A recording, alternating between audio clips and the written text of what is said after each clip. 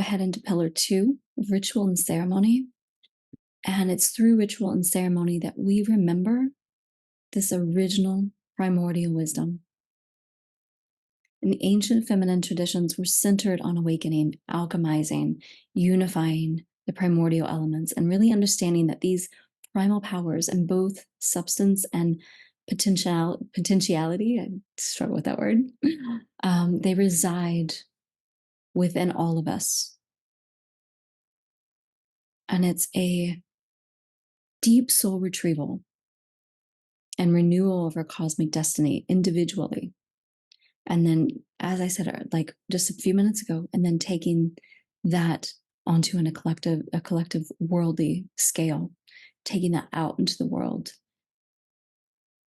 remembering and then expanding and being that holder of the light body. And I mentioned earlier the initiations into womanhood and what those 4 were. And those were connected to what we know as the blood mysteries. And the reason that they're called the blood mysteries is because it has to do with the blood of a woman's body. It has to do with our cycles of our menstruation, of our blood. And it is only through the womb blood that we can grow and nurture a baby, and each mother down through the ages of our ancestors is created from the menstrual blood of the mother who came before her. And this is known as the red thread of primordial wisdom. And this is why it's called the blood mysteries. Menstruation, our cycles, our moon time, whatever you want to call it, it's granted a mysterious biological and shamanic death and rebirth every moon cycle, every menstruation cycle. We go through this mysterious biological death and rebirth. And this is a shamanic rite. This is a shamanic death and rebirth. And it renews the power of the womb. It renews us. Each month we have a chance to shed, to let go, to go into that spiral during our menstruation, our blood time, and to release and let go, to shed, to be rebirthed into like the new cycle. And this cycle was celebrated by the natural feminine blessing of renewal. And it was also it was always honored. It was always revered as holy and sacred. And it was always known that when a woman menstruates, she is incredibly powerful. She's more connected to her intuition, to divine source, to spirit, to her sight when she's menstruating. We have this beautiful gift every month. And when you go through menopause, you have you already learned, you've gone through many deaths and rebirths. You've gone there. Now you're standing as what in my lineage is called a maga. It's a woman in her power, and she can teach, she can hold that space. She's already gone through all these cycles of death and rebirth. She's been initiated many times through her own body. The issue that we see, that I see now, sorry, let me take a drink.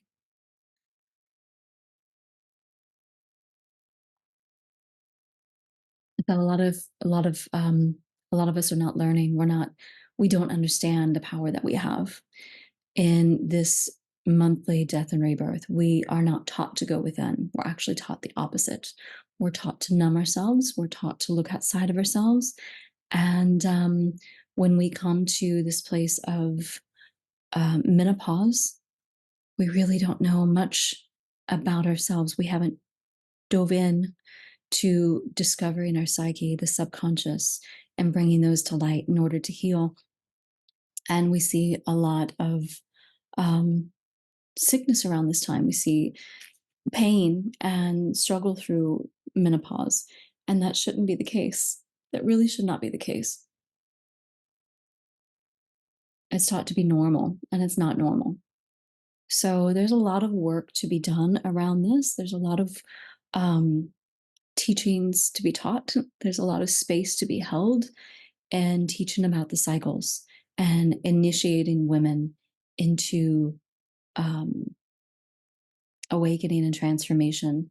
And what I would love to see is by the time that we get to menopause, that we have understood ourselves and we've come to this deep embodied knowing gnosis, and have embodied our wisdom to be able to hold that space to teach others or before. And this leads into the moon mysteries, the lunar cycles, and women are really governed by the lunar cycle. And there are 13 moon phases in a calendar year, and each moon phase affects the human psyche in a different way. Each of those different moon energies allow us to face and integrate those disowned traits and behaviors, that in the end, like when we can travel through this, when we can understand this, when we can face it and integrate it, and we can use the moon mysteries in order to do that, they bring more balance and well-being into our lives. And not only does the lunar cycle have its own energies for balance, well-being, and growth, but each phase of the cycle correlates to a phase of menstrual cycle. And as I said, even if a woman is menopausal, that she's no longer bleeding, she will still experience this. And the way that she will flow with the moon is to follow the full moon. And she will experience the energetic shifts because she will still be cycling energetically with the lunar phase, even after her menstruation has stopped. So understanding how the moon phases affect us and journeying through that is really important to finding that balance and well-being. Our connection to the moon might seem at first glance to be rather like esoteric, but science actually backs it up. And I have here, let me find it.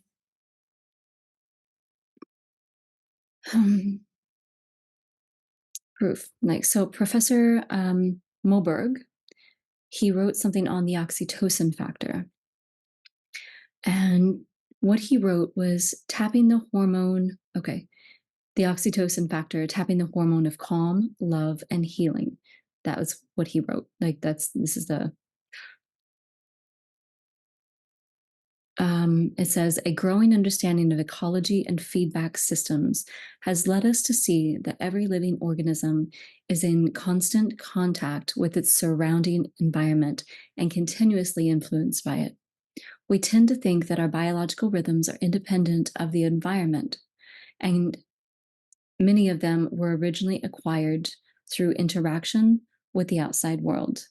It is not by chance that women's menstrual cycles and the moon phase correspond, any more than it is coincidence that all people have built in diurnal rhythms and approximately the same length. Let me read that again. Any more than it is coincidence that all people have built in diurnal rhythms and approximately the same length. Sorry, is this At one time, moonlight and sunlight actually controlled such functions directly, but through evolution, these rhythms have become incorporated into our biological systems. Did you get that? I feel like I should have read that myself first.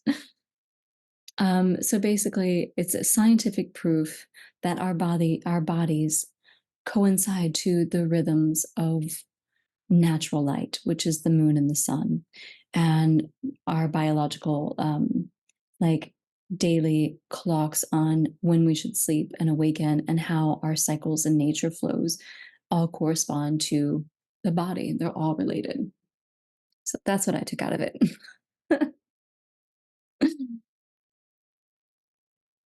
And womb work.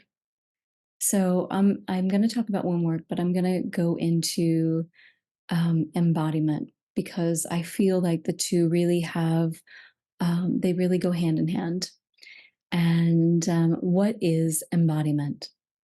Embodiment is, to me, it's gnosis. It's really integration. It's that death, like when you go through that death and rebirth process, and whatever that is for you, right? To gain that wisdom and really come back out with this knowing, this deep knowing that is integrated on a body, mind, and soul level.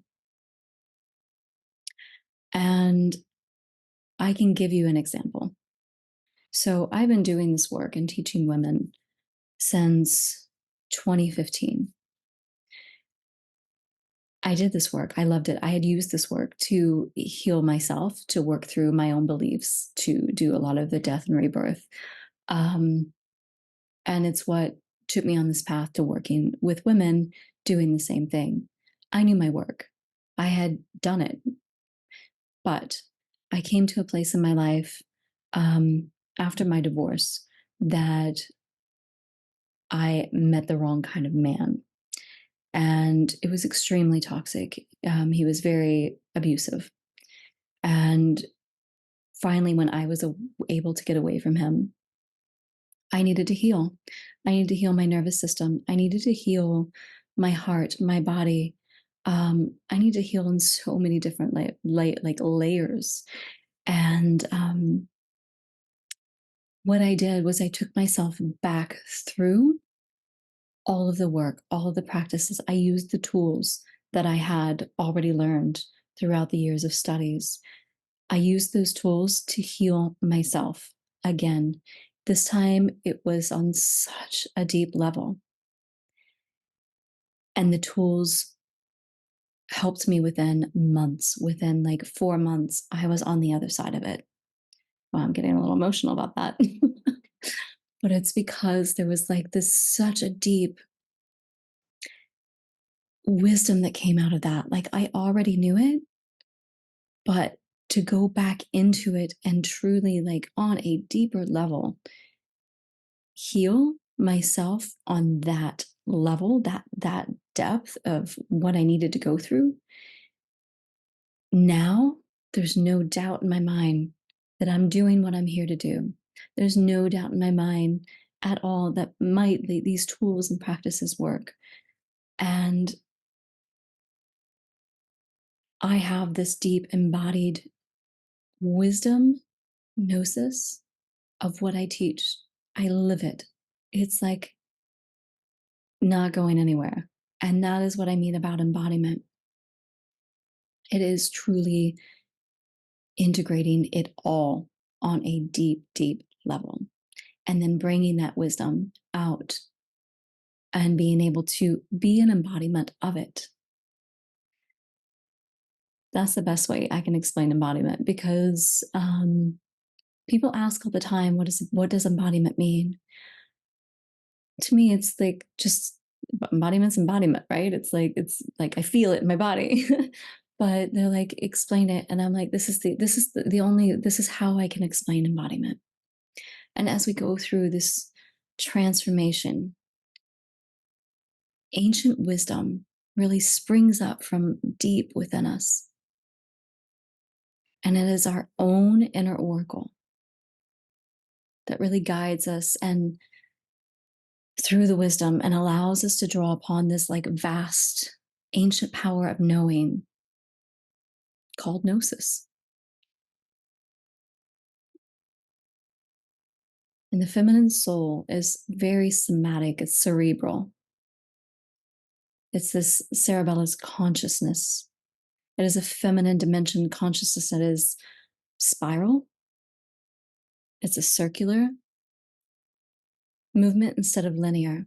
And it responds to stories and symbols and art and poetry and dance and feeling and sense and sounds and riddles. And if we diminish or starve that feminine soul by like not allowing ourselves to do these things, not allowing ourselves to really enjoy these parts of life, then we actually destroy our life force and our source of life. And I've been there too. I've done it. There's times when I've been stuck behind the computer, and with time, I just feel like I'm starving my soul. And I have to come back to center, and I have to re-embody and redo these things that I love to gain and reconnect with this life force energy. That's when we become magnetic as a woman. Connection to the body is the most powerful form of healing for the feminine. It holds the secrets to our divine feminine wisdom. And so the body is super important. The body, we have to connect with the body. We have to do these movements. We have to dance, whatever it is for you. We need to do it. We need to tap into our body, connect with our womb. It's our wisdom is held here. And it can happen through movement that is based on body awareness and presence, like the sensuality, dance and yoga and flowing movement rather than necessarily involving fast flowing postures that really take you into your head, taking you out of your body. Those are good too. They have their place. I'm not saying that. But you can come more into your body through time in nature, through resting, walking, laying in the sun, swimming, all these feminine things. As long as you stay present to the physical sensations that you're experiencing while you're doing it. Because we can go for a walk in nature, and we can be in our head and be thinking and figuring things out and trying to set up our day or whatever. That's not being present with the physical sensations in your body. That's not connecting to your divine feminine energy, to your wisdom. So really being present with what's going on as you lay in the sun, as you swim in the water. How does that water feel on your skin as you swim through it? How does that sun feel as the warmth feel on your body? How does it feel when you're sitting in nature, listening to the sounds of the birds, to the wind through the trees? That's what I mean. It's learning to be instead of do.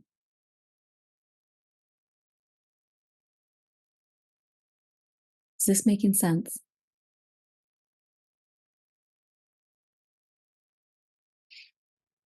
Mm. And when we go into the spiral of transformation, we can help guide ourselves through the process in a gentle, loving way through these practices. And is anyone in that space now spiraling into the center of transformation?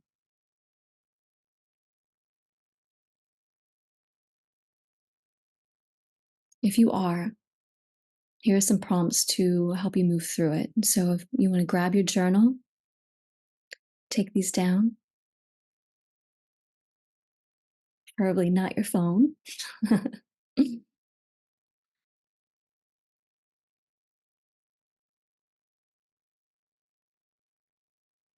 All right. The key to the door that unlocks the mystery held within. First question is, where do you think the door is, and what might lie behind it?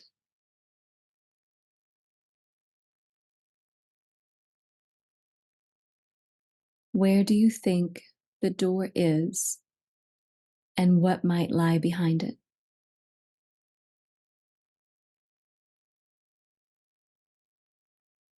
You can come back and answer that later. I really want to I want to give you time later, for you, take time out to really dive into this.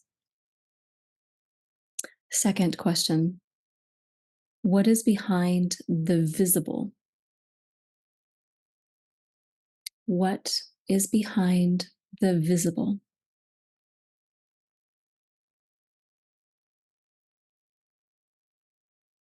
What stands behind? Third question, what stands behind?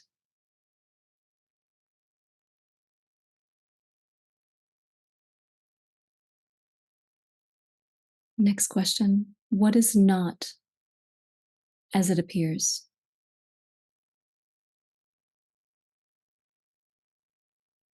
What is not as it appears?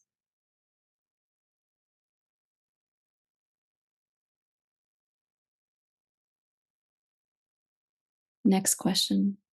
What do I know deep within my ovaries that I wish I did not know?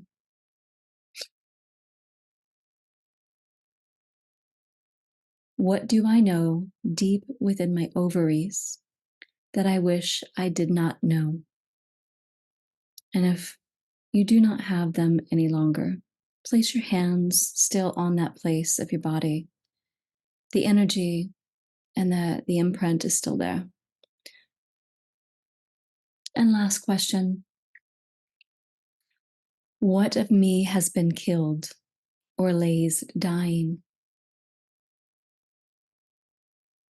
What of me has been killed or lays dying?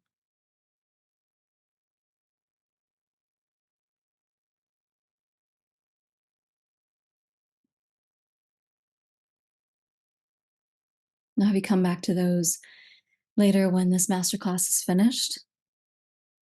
And if you, for whatever reason, need a session through your processes, please reach out.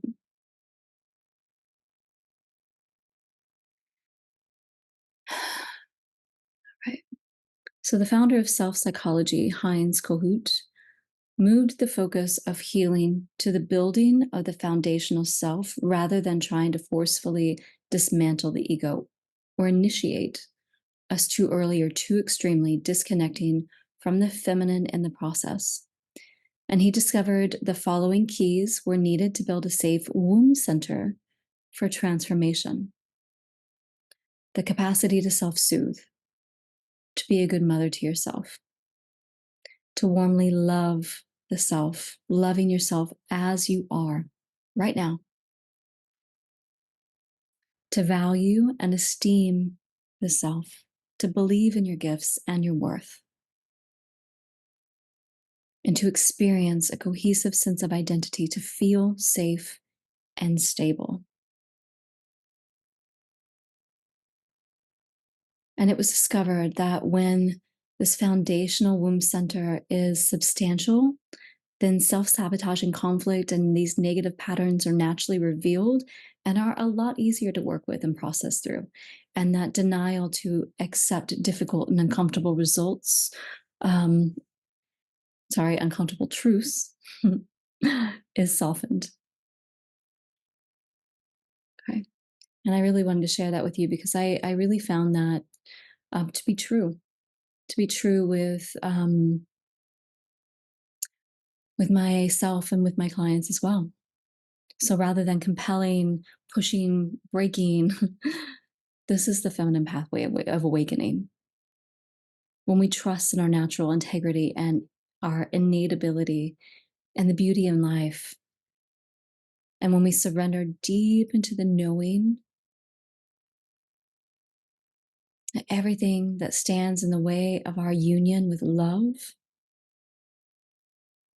will begin to merge, like be birthed, blossom gently and organically.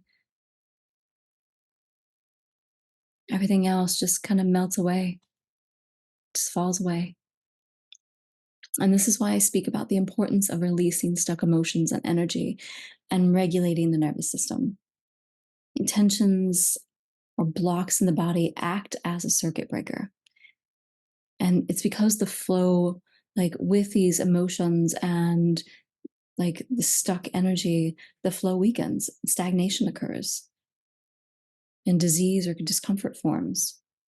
And at its lowest level, it can be loss of energy, lethargy, sluggish elimination, and like sluggish systems. And at the more extreme, it can really threaten the whole like system of the body. And at the root of these energy blocks, we can almost always find deep emotional traumas that are still being held within that cellular memory field, causing this tension and constriction. The specific type of yoga that I teach I call it untamed yoga. It helps to regulate the nervous system. It's made for a woman's body. It's made for a woman's hormones and nervous system. They're very different than a man's. It helps to somatically release stuck emotions. And at the same time, it helps to organically awaken Shakti, Kundalini energy throughout the body as it creates more space for light by clearing away the these stuck places, these stuck emotions. It makes room for this light. And so the organic, like the Kundalini awakening, happens organically.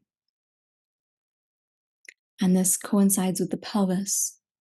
And the pelvis is considered to be, especially in the Celtic shamanic traditions, the pelvis is considered to be the feminine skull, and it holds cosmic intelligence. And it's called like the power station of the human body. And any blocks, tension, it was a place we can hold stress. And all of this energy, this negative, like these blocks and the tensions, they take away from our energy system. Allowing the energy to flow freely through the pelvis is the key to Kundalini awakening. Like this is a very important key. And so the pelvis, along with the womb, and along with like unlocking the body and the energy system, like the energy pathways through somatic release, are really important to our connection to divine source, our connection to our higher self, our connection to our gifts. And so let's go back to what I was talking earlier about Mary Magdalene, the teachings, the mystery school teachings of Mary Magdalene and Jesus, and unifying how their teachings were unifying the higher and lower dimensions of the cosmos and of the consciousness. And together, like rewiring these, weaving these together of the psyche with the reinstallation of the primal templates. Like they taught about the feminine template of creation, the mother root. And imagine yourself in your mother's womb at a few weeks old. And just like close your eyes and place yourself there. Just a few weeks old in your mother's womb. You are held in a feminine template. Feel that. Like really envision yourself there. You're held in a feminine womb. You're being woven into form by the feminine creative process.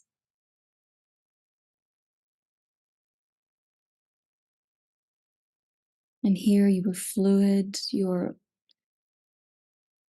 watery, you're oceanic, you're infused with this active spark of the masculine. And whenever, like that first time that the sperm hit the egg and like they became one, there is a spark of light. There's a spark in that moment. Just so beautiful. We are made from a spark of light. And then we're held within this primordial, deep, primal, dark waters of the womb mother, the feminine, where that masculine emerged with the feminine. And the womb is where things are created and birthed from, be it within our bodies or the cosmic womb, which is also that dark void where everything can be created. Everything is possible in the cosmic womb. And our womb, in our bodies, is our creative power, our Shakti, our primal, energizing, birthing life force for whatever we want to create in this world.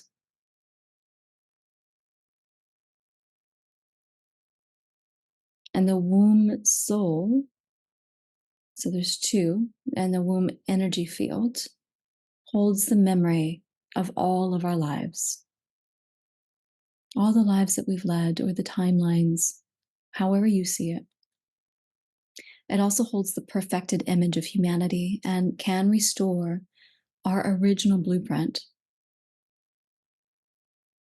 And this takes us back to the spiral path and awakening, the rebirth, because we cannot have our second birth without descending to heal our first birth.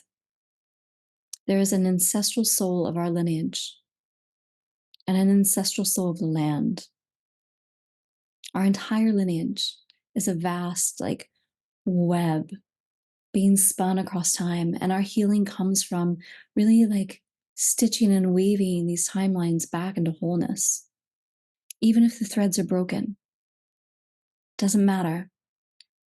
We reweave and restitch these timelines and make them whole again within our body's intelligence, because the thread really remains strong. It's there. It doesn't matter if things were broken in your lineage. You have the ability in your body's intelligence to reweave and restitch that and to make it whole again. And this is really important to do if we want to have that second birth, that rebirth. So I'm going to take you into another exercise. This will be an exercise meditation on the mother line. So go ahead and find a comfortable position and close your eyes. I'm just going to take a sip. My throat's getting a little dry.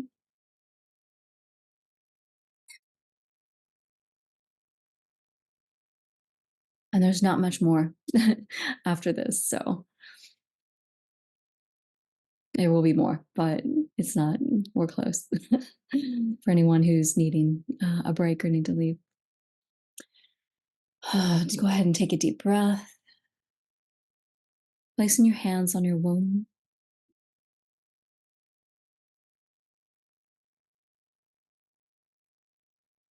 Breathe into your own spiritual womb inside of you.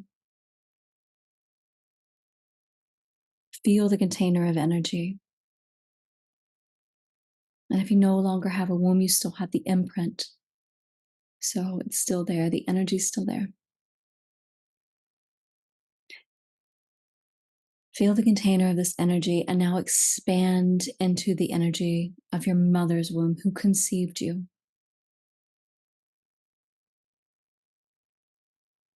Breathe and feel the container of energy pulsing.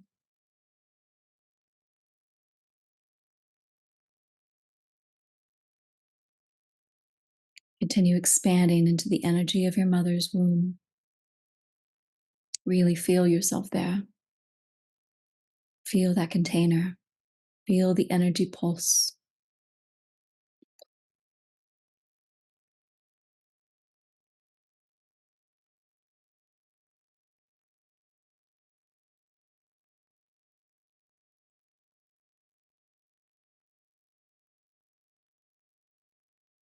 Now expand into your grandmother's womb.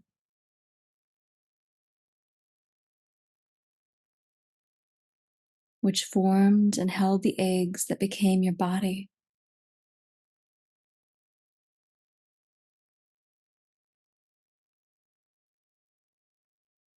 Breathe and feel the container of energy pulsing.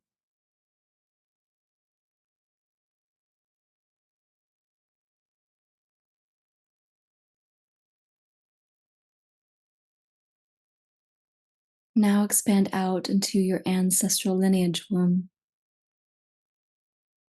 containing your entire bloodline.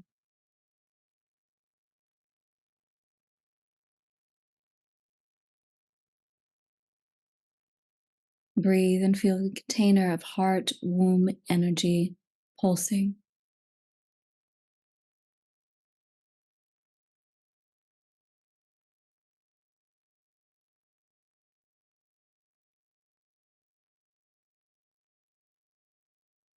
Now expand into the womb of the ancient mothers that contain the entirety of all human souls.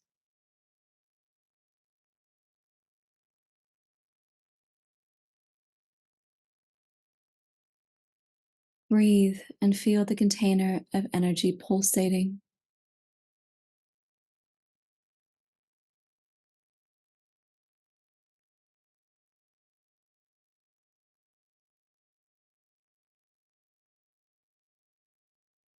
Now expand into the womb of Gaia. It contains all life on Earth.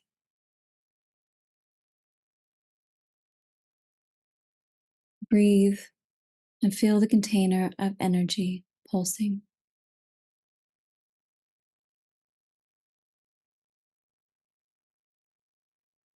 Now expand out into the womb of the solar system.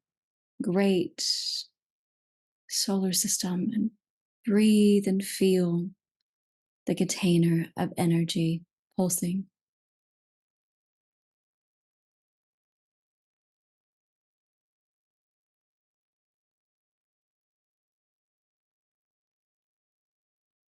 Now expand into the womb of the galaxy. Breathe and feel the container of energy pulsing.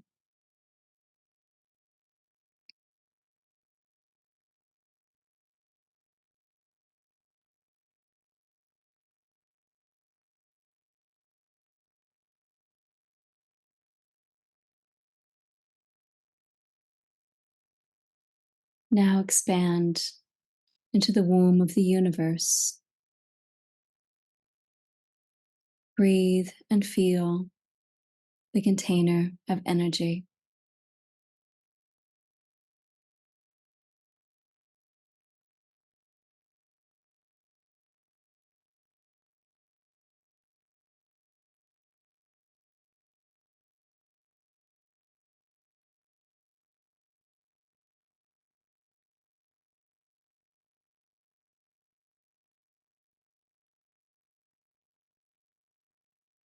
Now expand into the womb of emptiness, the pregnant fullness of all possibility.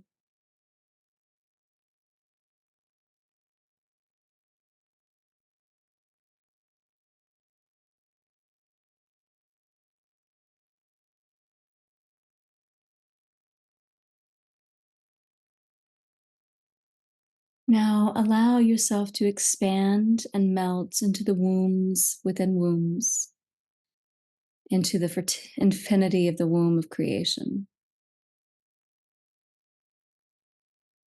that womb of the great mystery beyond all mysteries, who births creation.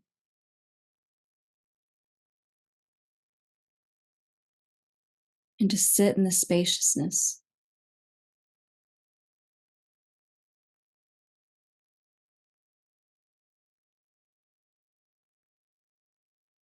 Breathe and feel.